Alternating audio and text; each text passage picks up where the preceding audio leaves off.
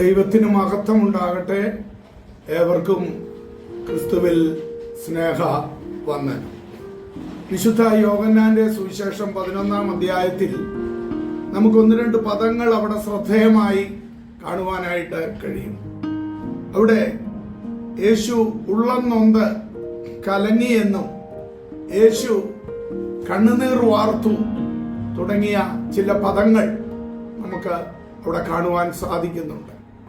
എപ്പോഴാണ് ഒരാളുടെ ഉള്ളം കലങ്ങുന്നത്, എപ്പോഴാണ് കണ്ണുനീര് വാർക്കുന്നത് എന്ന് നമുക്കറിയാം.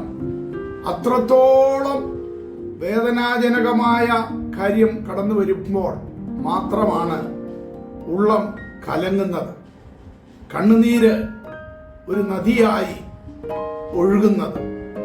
ഇവിടുത്തെ സംഭവം നമുക്ക് സുപരിചിതമാണ്, അതുകൊണ്ട് അത് അധികം വിശദീകരിക്കാൻ ആഗ്രഹമില്ല. നമുക്കറിയാം, ആ ലാസറിന്റെ മരണത്തോടുള്ള ബന്ധത്തിൽ ആ സഹോദരിമാരുടെ വേദന മനസ്സിലാക്കി യേശു ആ കല്ലറയ്ക്കൽ ചെന്ന് അവിടെ തൻ്റെ ഉള്ളം നൊന്ത് കലങ്ങിയതും കരഞ്ഞതുമായ വിഷയമാണ് അവിടുത്തെ വിഷയം. എല്ലാവർക്കും തന്നെ അതറിയാവുന്ന ഒരു വിഷയമാണ്. എന്നാൽ നമ്മൾ മനസ്സിലാക്കേണ്ടുന്നതാകുന്ന ഒരു കാര്യം, നമ്മുടെ വേദനകളുടെ മുമ്പിൽ, നമ്മുടെ ഭാരങ്ങളുടെ മുമ്പിൽ, നമ്മുടെ ഉള്ളം കലങ്ങുന്നതിന് മുൻപ് തന്നെ, ഇവിടെ മറിയയുടെയും മാർത്തയുടെയും ഉള്ളം കലങ്ങുന്നതിന് മുൻപ് തന്നെ, അവരുടെ കണ്ണിൽ നിന്ന് കണ്ണുനീരൊഴുകുന്നതിന് മുൻപ് തന്നെ അവരെ ഓർത്ത് അഥവാ ദുഃഖിക്കുന്ന ഒരു അരുമനാഥനെയാണ് നമുക്കവിടെ കാണുവാനായിട്ട് കഴിയുന്നത്. പ്രിയമുള്ളവരെ, നാം ഒരു കഷ്ടത്തിലോ വേദനയിലോ രോഗത്തിലോ കൂടി കടന്നു പോകുന്നതിന് മുൻപ് തന്നെ നമുക്ക് വേണ്ടി ഉള്ളം നൊന്ത് കലങ്ങുന്ന, കണ്ണുനീർ വാർക്കുന്ന ഒരു നല്ല അരുമനാഥൻ നമുക്കുണ്ട് എന്ന് നാം മറന്നു പോകരുത്. മാതാപിതാക്കൾ തങ്ങളുടെ കുഞ്ഞുങ്ങളുടെ വേദന മനസ്സിലാക്കുമ്പോൾ അവരുടെ ഹൃദയത്തിന് എന്മാത്രം ഉരുക്കമുണ്ടാകുന്നുവോ? ഒരുപക്ഷെ അവർ വേദന മനസ്സിലാക്കുമ്പോഴേ അവർക്ക് ആ കണ്ണുനീര് വരികയുള്ളൂ.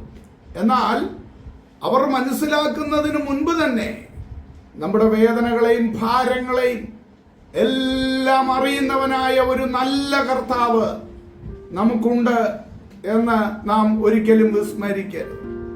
ഇതിനെല്ലാം കാരണം പാപം മനുഷ്യനിൽ വരുത്തി വെച്ച ശാപം.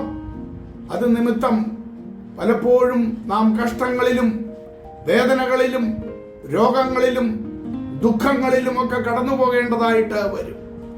എന്നാൽ അതിന് പ്രായശ്ചിത്തം വരുത്തേണ്ടതിന് വേണ്ടിയാണല്ലോ നമ്മുടെ കർത്താവ് നമുക്ക് വേണ്ടി ക്രൂശിൽ അതെല്ലാം ഏറ്റെടുക്കുവാനായിട്ട് ഇടയായി തീർന്നത്. ഇന്ന് എത്രയോ ജീവിതങ്ങൾ അവരുടെ ഹൃദയം തകർന്ന് ദുഃഖിച്ചവർ നടക്കുന്നു. എന്നാൽ അവരുടെ ദുഃഖങ്ങളെ പങ്കുവയ്ക്കേണ്ടതായ സ്ഥാനത്ത് പലപ്പോഴും പങ്കുവെക്കുവാൻ കഴിയാതെ അവർ തന്നെ അത് പേറിക്കൊണ്ട്, അല്ലെങ്കിൽ അതിന് പരിഹാരം കാണുവാൻ മാനുഷികമാകുന്ന നിലയില് ചിലപ്പോൾ ആ വലിയ രോഗത്തിന്റെ നടുവിൽ ഡോക്ടർമാരുടെ അടുക്കൽ പരിഹാരം കാണുവാൻ, അല്ലെങ്കിൽ അതേപോലെയുള്ള വലിയ വിഷയങ്ങൾ ഏതെങ്കിലും വ്യക്തികളിൽ കൂടെയൊക്കെ പരിഹാരം കാണുവാൻ പലപ്പോഴും മനുഷ്യൻ ചിന്തിക്കുകയാണ് ചെയ്യുന്നത്. രോഗം വരുമ്പോൾ നമ്മൾ ചികിത്സിക്കേണ്ട എന്നല്ല, ഡോക്ടറെ കാണുക തന്നെ വേണം. എന്നാൽ ആത്യന്തികമായി ദൈവത്തിന്റെ കരങ്ങളിലേക്ക് നമ്മുടെ വിഷയങ്ങളെ, നമ്മുടെ ഭാരങ്ങളെ, നമ്മുടെ വേദനകളെ നമുക്ക് ഇറക്കി വെക്കുവാനായിട്ട് ഇടയായിത്തീരേണ്ടത് ഏറ്റവും ആവശ്യമാണ്. നമുക്ക് വേണ്ടി ദുഃഖിക്കുന്ന ഒരു കർത്താവ്, ഹൃദയം കലങ്ങുന്ന ഒരു കർത്താവ്. പ്രിയ സ്നേഹിതരെ, ഈ ദൂത് കേൾക്കുമ്പോൾ നാളിതേവരെയായിട്ട് നിങ്ങളുടെ ദുഃഖം പങ്കുവെക്കുവാൻ ആർക്കും കഴിഞ്ഞില്ലായിരിക്കാം. മാതാപിതാക്കൾക്ക് കഴിഞ്ഞില്ലായിരിക്കാം, മക്കൾക്ക് കഴിഞ്ഞില്ലായിരിക്കാം, ഒരുപക്ഷെ സഭാ നേതൃത്വങ്ങൾക്ക് കഴിഞ്ഞില്ലായിരിക്കാം. എന്നാൽ സകല വേദനകളെയും പങ്കുവെക്കുന്ന ഒരു അരുമനാഥൻ, ആ അരുമനാഥന്റെ കരങ്ങളിലേക്ക് വിഷയങ്ങളെ ഏൽപ്പിച്ചു കൊടുത്തുകൊണ്ട് പൂർണ്ണമായ വിശ്വാസത്തോടെ, പൂർണ്ണമായ സമാധാനത്തോടെ ആ കർത്താവിൽ ആശ്രയം അർപ്പിക്കുക.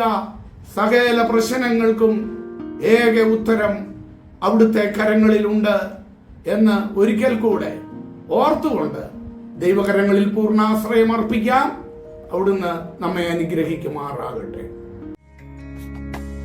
ഉള്ളം കലങ്ങും വേളകളിൽ അരികിലൊരാശ്വാസമായി, ഉള്ളം കലങ്ങും വേളകളിൽ അരികിലൊരാശ്വാസമായി,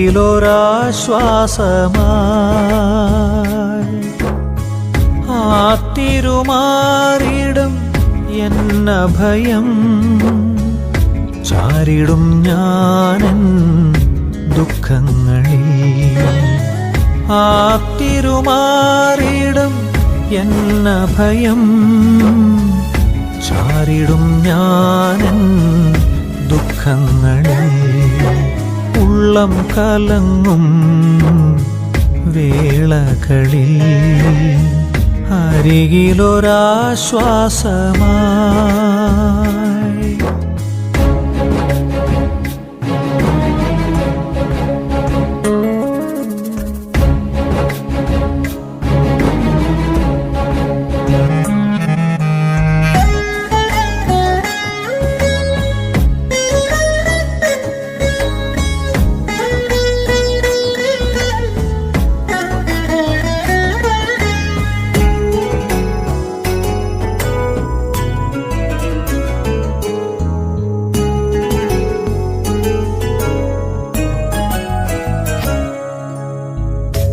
എന്നേശുനാഥനെ നിൻ കാരുണ്യം നീട്ടിടണേ എന്നും വൻ കൃപയാൽ.